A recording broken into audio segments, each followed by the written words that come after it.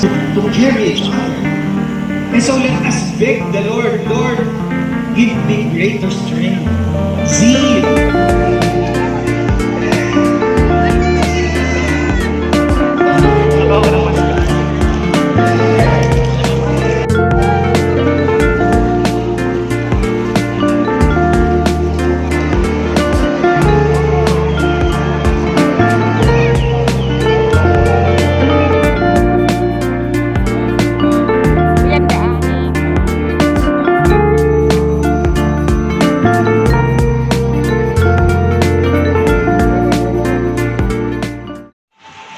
Yan ang bagahe namin.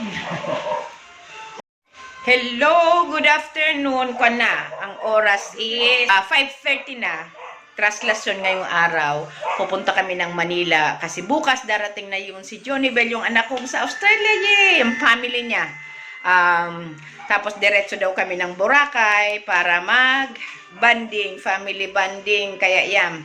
Excited na naman, pero medyo kabado ako kasi nga, traslasyon ngayon, baka matraffic kami, magmula dito hanggang bus terminal. Sana hindi kami matraffic kasi close ang mga ibang kalsada dahil nga sa procession.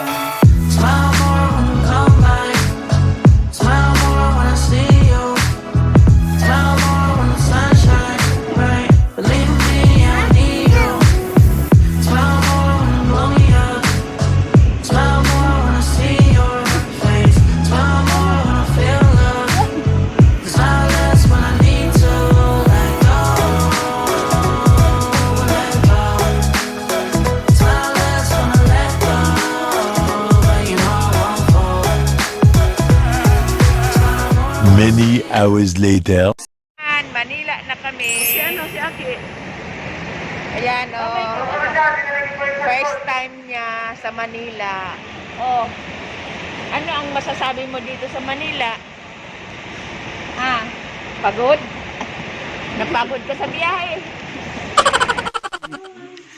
Dito na kami sa bahay ni Ruth. Ayan, nagpapahinga. Ang mga rogado sa biyahe. Ayan ang mga bakasyonista. Kumusta ang bakasyonista?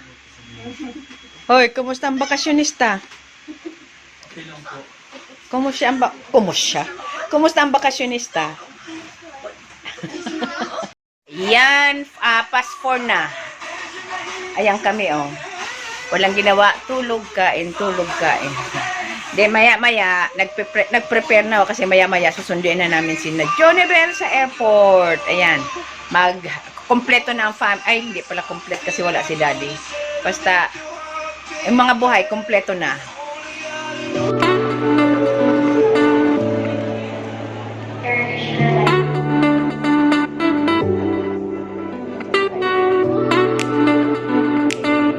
Few moments later.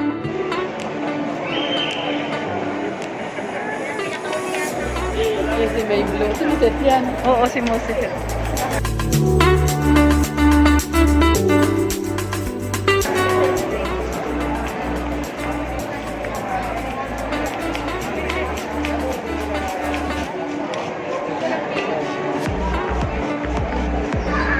Marami naman. I love you. I love baby ko. Are we gonna go to Jollibee? Oh, Jollibee. You want that? I want to Hello, you. Ay, sus, grabe. Dito sa taas. Bago pa ka mo halapin ha? Hello. Ilang gaya na yung musik. Yes. Kaya sige working na tingin sa Dala.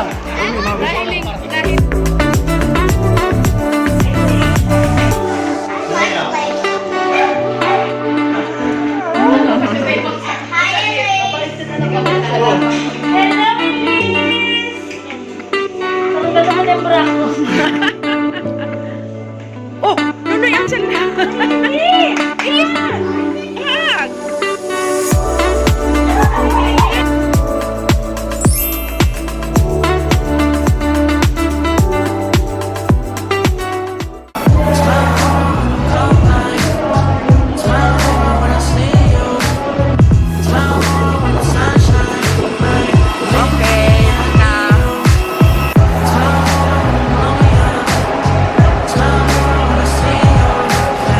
Pasok. Ito ang room nina Imbel. Tapos,